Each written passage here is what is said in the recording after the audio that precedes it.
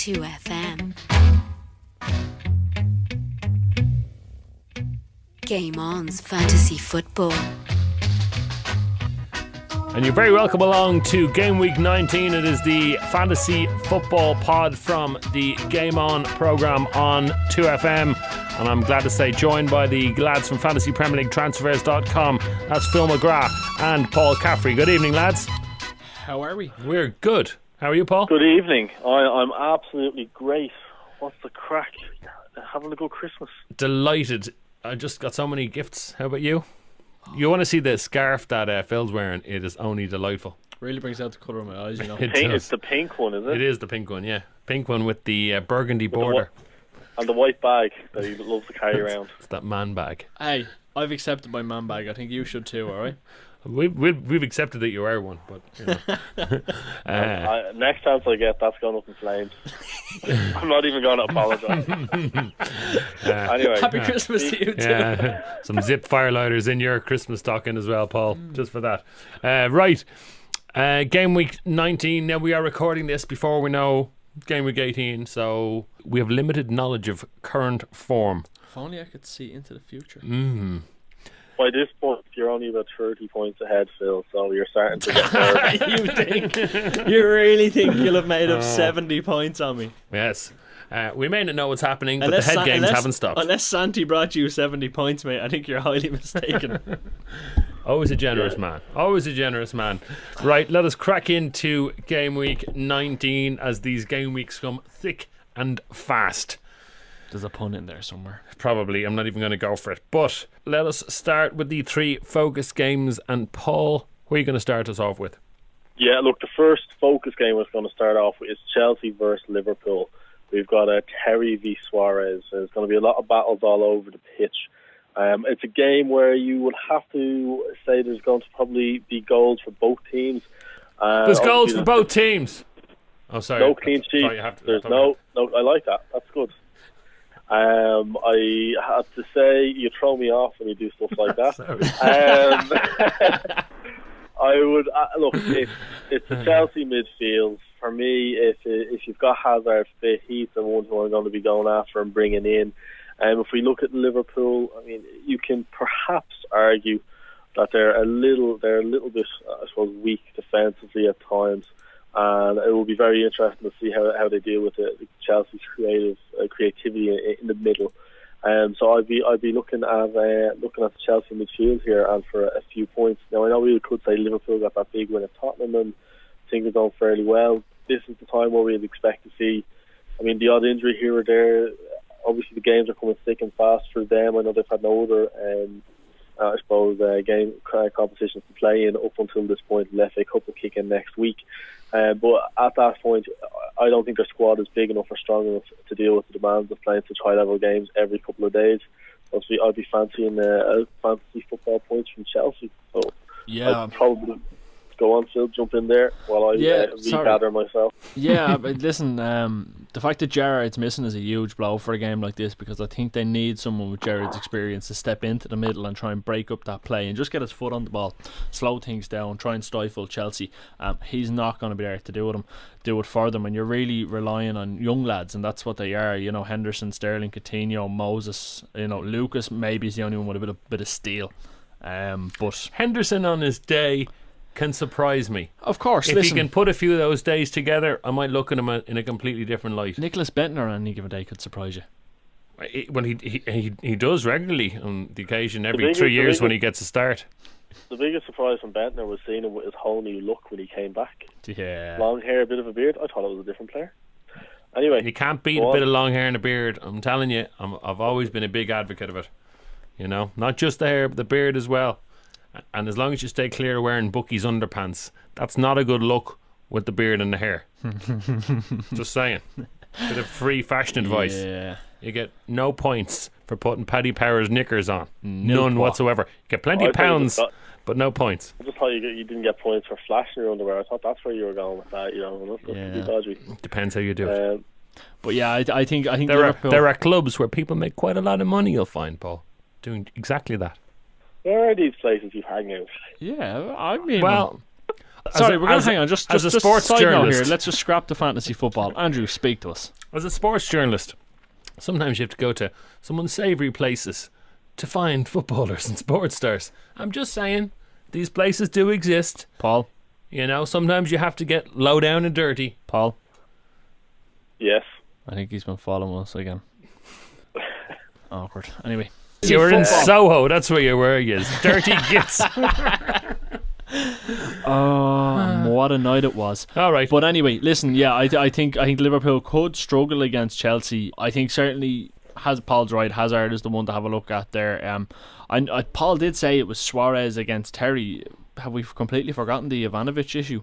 You know, could it be? Could Suarez go for a second bite, Cherry? Could it be a tasty fixture? Could be very tasty indeed. Plenty of bite in that one, and you know, whatever other pun you want to throw in there about Suarez biting. Anyway, but yeah, I think if you have Suarez, you're going to play him. Let's be honest, you're not going to drop him. He's capable of getting a goal against anyone on his day. Yeah, absolutely. But I do think that without Gerrard, Liverpool are going to miss that, and I wouldn't be particularly looking at them for a clean sheet. But whereas Chelsea, you could see them possibly look for the clean sheet, and it's going to be a tough game.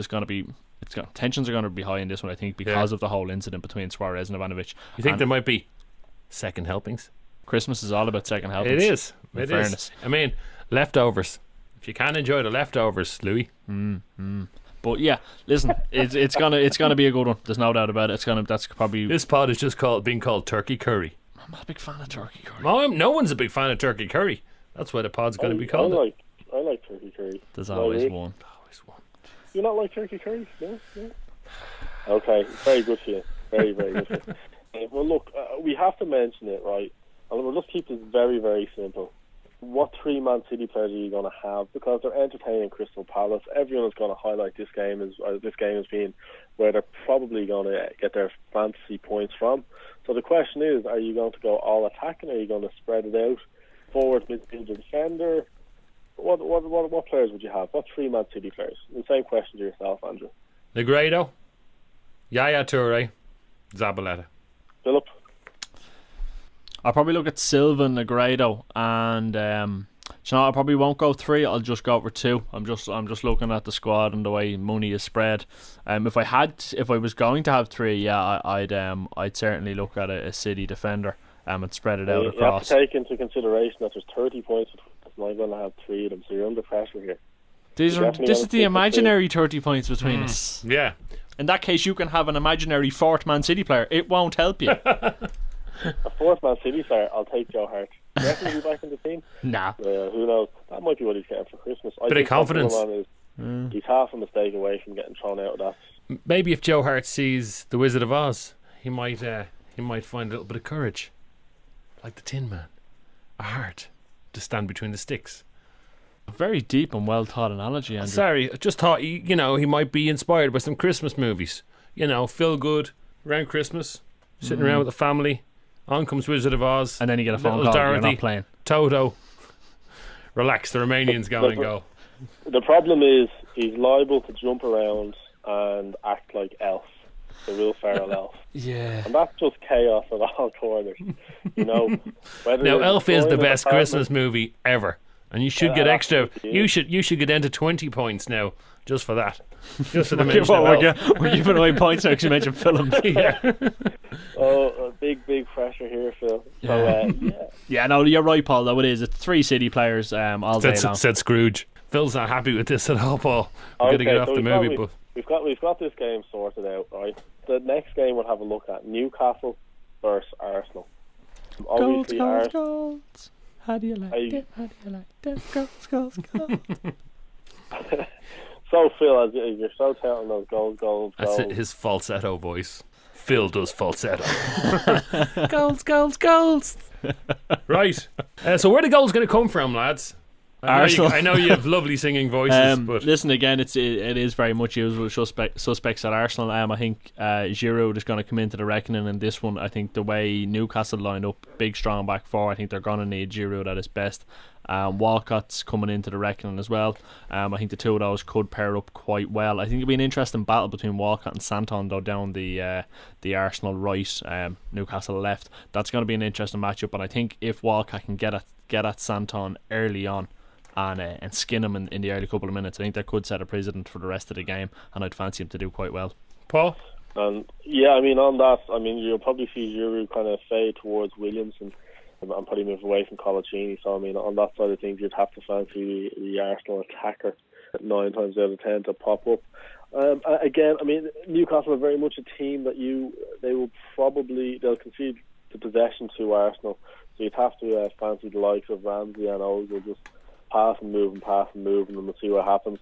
The other thing to consider is Tiote was linked with Arsenal a couple of seasons ago. That form evaded him over the last year or two, but he's back now. So it will be very interesting to see how he gets on. I don't think he's going to have enough to neutralise Arsenal, and I'll be still looking to have my complement of Arsenal players, and I'd probably even be looking at playing an Arsenal defender for clean sheet points.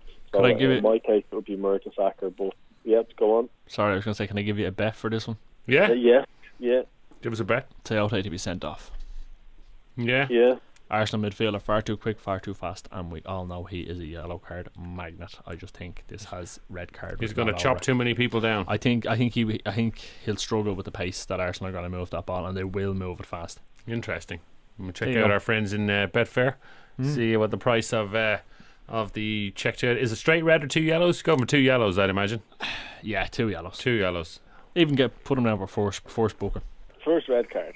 Anything else to say about that fixture? Should we move on to the third of the featured games? Well, look, we've touched on 3 games there, so I figure we might just run through the best of the rest. So on that side of things, there's no better man than yourself, Andrew, to lead the way. So I'm going to kick this football back into your corner. All right, and as the ball sails through the air, we shall start off West Ham and West Brom, not going near it. Aston Villa, Swansea. Again, it's a tough one. Probably wouldn't bother, really. No. I'm looking at the first 3 games here, and I'm actually West Ham, Morrison, maybe West Brom. Yeah, Morrison I have. Yeah, he might start on my bench. He might start. I don't know. West Brom, I'm not having any of that. I think Villa could be value for a clean sheet at home against Swansea. So maybe having a look at a defender there for them, or Guzan in goal. I see another 1-1 draw there, I have to say, but yeah, maybe not a high scoring draw, possibly. It's a possibility. Hull at home to Fulham, I think that's scoreless. Another clean sheet. Yeah. That's it. They'll both be delighted with a point. So again, looking at Hull for a clean sheet there. And Norwich, of course, are going to hammer Man United. No, that's the game we're going to stop at. Norwich and Manchester United.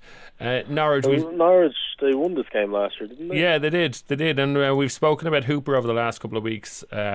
And we've been interested to see him come back. He's quite a good partnership with Elmander. I've noticed Elmander is he's starting to get back to some sort of form that we saw when he was at Bolton. He was one of my favourites. Yeah. Him and Kevin Davis that time at Bolton got me serious points. Well, he's so good in the air, and he's so much control in the air. He's technically very good as he's sort of off his feet, and I mean, he gets a great direction of the ball. He's a great strike partner because he'll nod the ball down to you. He always knows where his partner is. And if nothing else, Hooper's positional sense is excellent. It is, and he's also confidence. He's also got longish hair and a beard. He also has longish hair and a beard, indeed. You have to sign him up now, Andrew. Just do it. Yeah. So far this week we've had Andrew, Jesus. Who else had the long hair and the beard? Santa Claus. Pretty good. Bentner, yeah.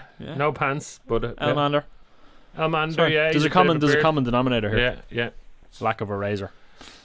Yeah, laziness and fashion colliding. That intersection, you'll find all of us. It is nice and cold, but it's nice and warm under the beard. Those hipsters. Manchester United, they're on a bit of a run, he says, taking a gamble and tempting fate. On a bit of a run at the moment, he said confidently. You'd fancy United, I think. I know Norwich are at home, but I'd still fancy United. United are playing better away from home than they are at home. Seems to be that the shackles of the Old Trafford crowd aren't holding them back, obviously, and I fancy them to go on and do quite well in this one. As to exactly where the points may come from, you'll have to check the side closer to kick off when we see the striking lineup, but I do fancy United strikers. I think United could also pick up a clean sheet, so I will be looking at Moist discovered those things on the outside of the pitch again. What are they called? The wings. Yeah. They've decided there are wings. They're going to use them because that's why they've bought all those really fast wingers over the last few years. Yeah. Antonio Valencia, Januzaj. It is. Listen, but Zaha's going to come off the bench.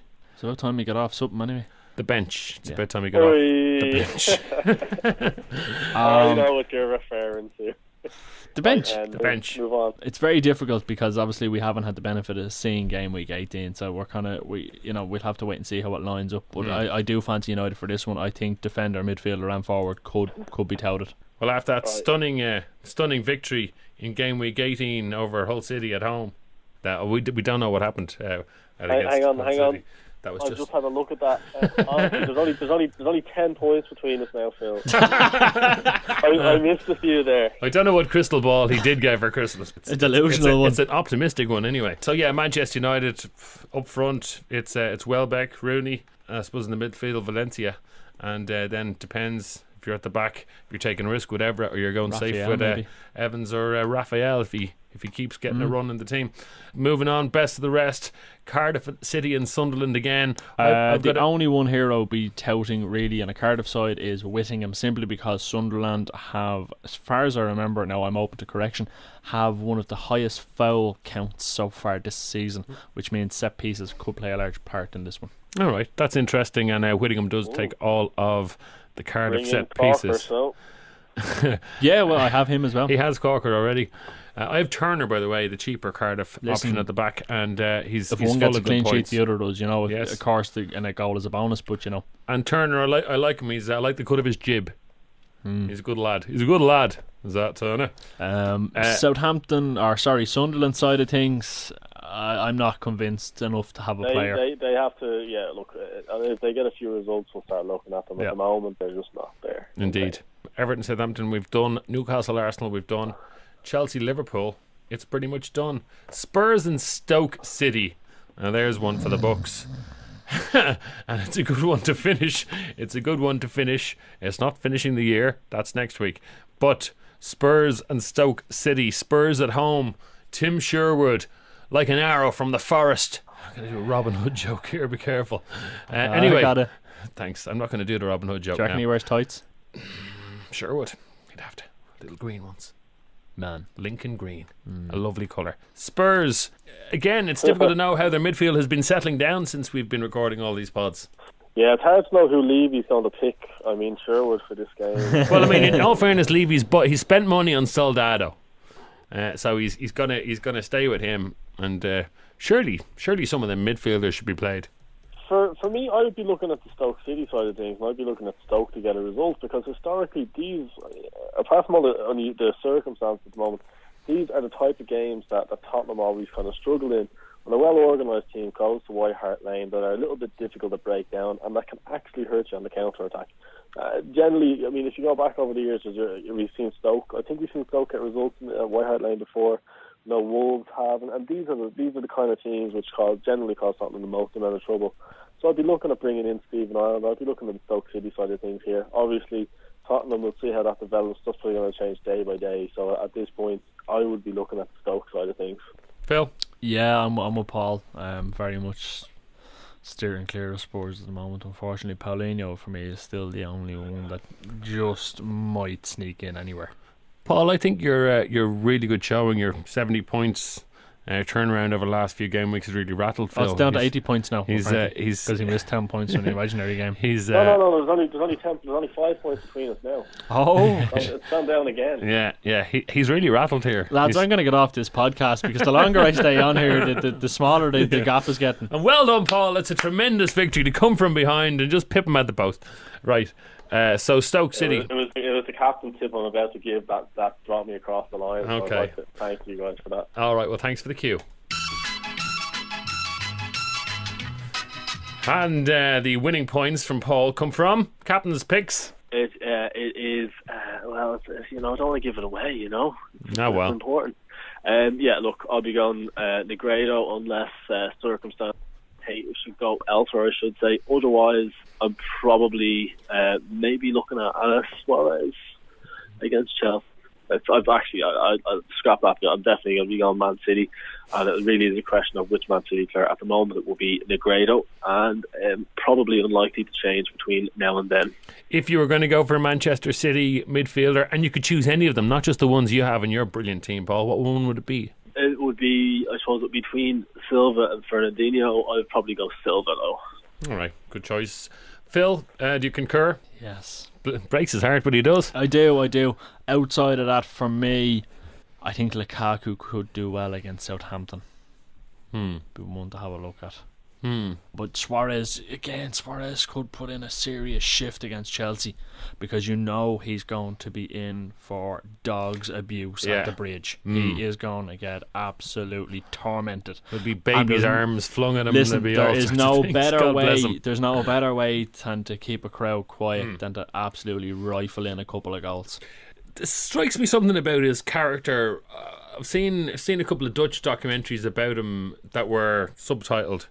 They were all about him, by the way. Phil, I got a very arched eyebrow there, Paul.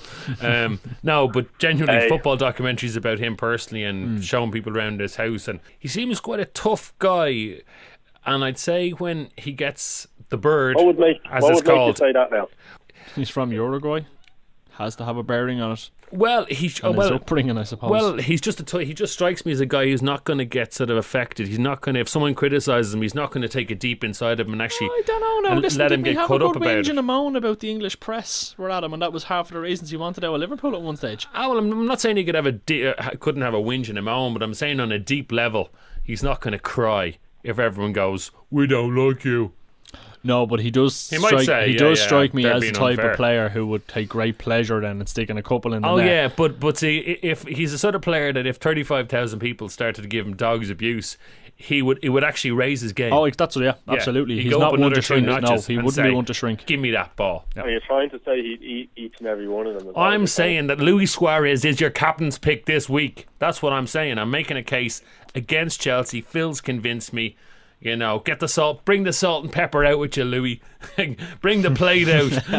That's what I'm saying. Get the little sachets of salt and pepper, have them ready. Little plastic plate and a little plastic fork. And I'll tell you what, when you score your hat-trick and you've got me double points, I'll bring the flossing gear, will I? And that's how Paul beat Phil in the game. All right, there's a big call. A little bit of fantasy at Christmas. You can't beat it. All right, is that the captain's picks? That's it. God bless it, I think it is. Right, that is Game Week 19. We have got through all of the Christmas fixtures, and we will be back for Please, our next. Can I have some more? But our next game week is Game Week 20. Game Week 20 is going to start on New Year's Day, the 1st of January. We will be recording the podcast for Game Week 20 on the 30th of December. That is a Monday. We'll be recording it. It should be available around mid to late afternoon on Monday the 30th, all going well. And we will be back then and guide you through Game Week 20. We will know all the form and how right we were in Game Week 17, 18 and 19 at that point. Until then, we can only wish you another further happy Christmas to all. Isn't that right? Except Paul. Why? All I'll say is I don't know what happened, and everywhere I say the phone, you might want to swap that for Adebayor. It's been fun. Can't wait to see you soon, lads. Take it easy. Thank you and good night. All right. And he's dying to go. Must have something on. Turkey sandwich. Turkey curry. Ooh, yeah. Have a good one. Good luck.